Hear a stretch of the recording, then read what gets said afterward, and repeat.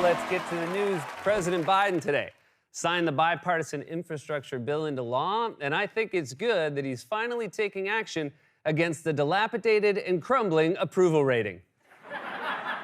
Senate Minority Leader Mitch McConnell did not attend today's signing ceremony for the bipartisan infrastructure bill, but in another middle finger to the right, Big Bird did.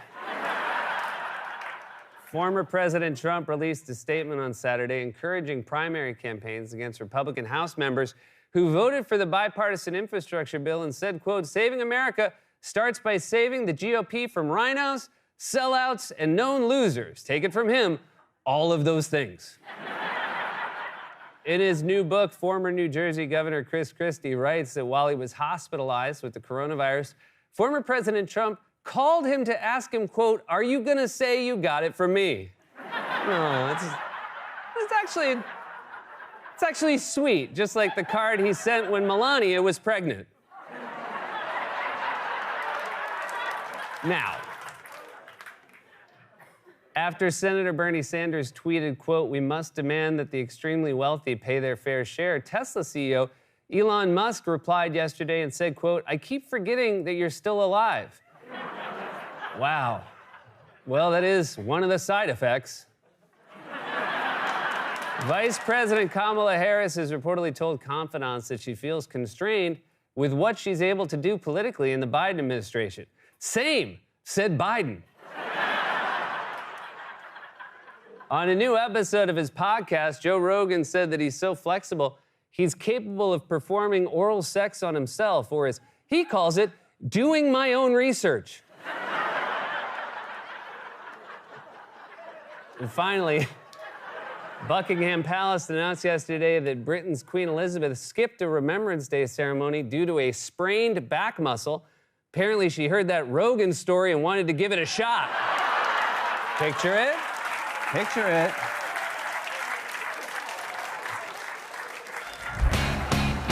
President Biden signed the bipartisan infrastructure bill into law yesterday and said, quote, "America is moving again, and this time not to Canada." During the signing ceremony yesterday for the bipartisan infrastructure bill, President Biden twice referred to Arizona Senator Kyrsten Sinema as Kristen, and that's the worst thing you can call her besides a Democrat. She hates that. According to a new book, former acting Defense Secretary Christopher Miller purposely offered then-President Trump extreme military scenarios in the final weeks of his presidency to prevent him from choosing to attack Iran. Unfortunately, he opted for the craziest one, attacking the U.S. I guess that's about as well as that one could have gone. You guys remember that awful day? Ha ha ha ha. Former Trump advisor Steve Bannon surrendered to federal authorities yesterday to face charges of contempt of Congress. And looking at him, I have to assume Congress is a brand of soap. The Biden administration has announced it's planning to hold the annual White House Christmas party this year, but for the first time in 4 years without Frosty. After being treated for the coronavirus at Walter Reed Medical Center last year, former President Trump reportedly considered ripping off his dress shirt when he returned to the White House to reveal a Superman shirt underneath. But then he remembered Superman was an undocumented immigrant. I definitely said both those words wrong. It is undocumented, right? What happened was the wheels came off on undocumented, and then I was lost on immigrant. I think I used one of the M's in immigrant in undocumented, so there's only one left there. Guardrails came off, bud. You know what? Just in post, move one of the M. Audio, if you're listening, just take the M from undocumented, slide it into immigrant, and I think it'll be seamless. You probably need to, though, match it to my lips, so I'll just say it right now without words, and then you can use these lips. Okay. Just watch the show tonight and see, yeah. Let's see how they cut it together. A woman reportedly climbed over the barrier to Bronx Zoo's lion exhibit last week while carrying a bouquet of roses, or as the lion saw it, dinner holding some garnish. More than 500 people in Egypt were stung over the weekend after flooding drove thousands of scorpions into villages. And that's why you don't tap on the glass of King Tut's mummy. And finally, is it a good sign or a bad sign when I can only hear Wally laughing?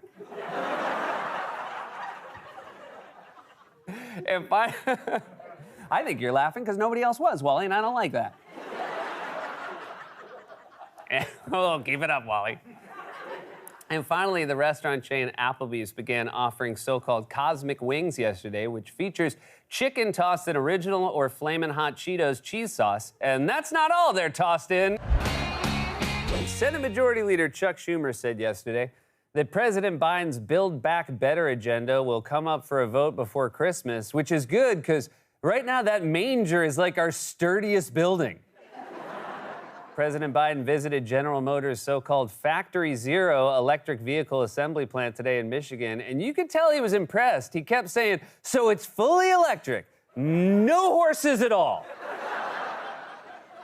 Jacob Chansley, also known as the QAnon shaman from the January Capitol insurrection, has been sentenced to 41 months in prison. Apparently, it's hard to find a jury of his peers the same day there's a Renaissance fair. Been announced that the Los Angeles Staples Center will change its name to the Crypto.com Arena. So look for the Lakers to be up by 20, then back down by 40, then up by 10,000, then back to 0.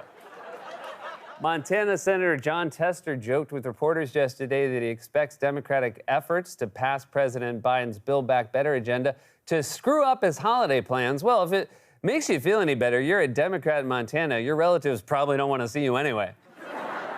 The New Year's Eve celebration in Times Square will return in person this year for participants who are fully vaccinated against the coronavirus. But if you're unvaccinated, you'll have to settle for going to the Super Bowl.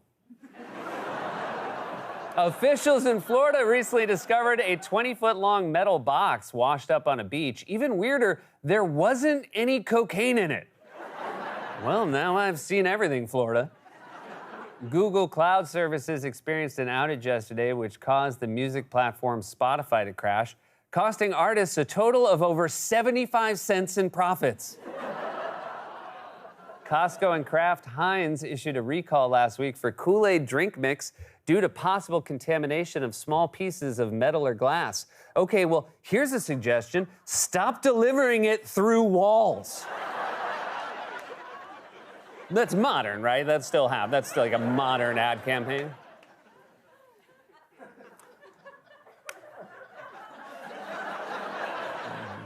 I'm really excited about this one. The sex toy company Dame Products announced this week that it has settled its lawsuit with New York's MTA and will be allowed to advertise the brand on the subway, though still no plan in place to make the train come faster. First down.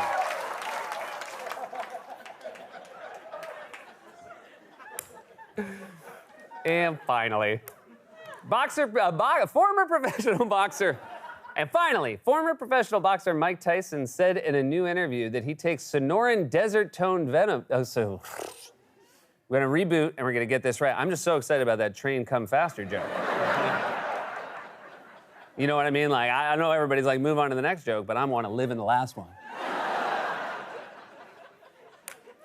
And finally, former professional boxer Mike Tyson said in a new interview that he takes Sonoran Desert Toad venom to hallucinate. Responded the interviewer, "I'm a lamp." President Biden is set tomorrow to pardon the annual White House turkey, and Steve Bannon's got an idea just crazy enough to work.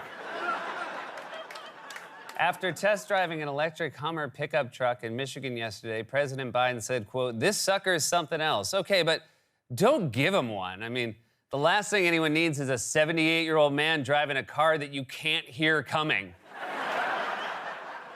After Texas Senator Ted Cruz accused Republican Congresswoman Liz Cheney in a recent interview of having Trump derangement syndrome, Cheney tweeted, quote, "Trump broke Ted Cruz." Yeah, but that's like breaking an IKEA bookshelf. It was about to go anyway.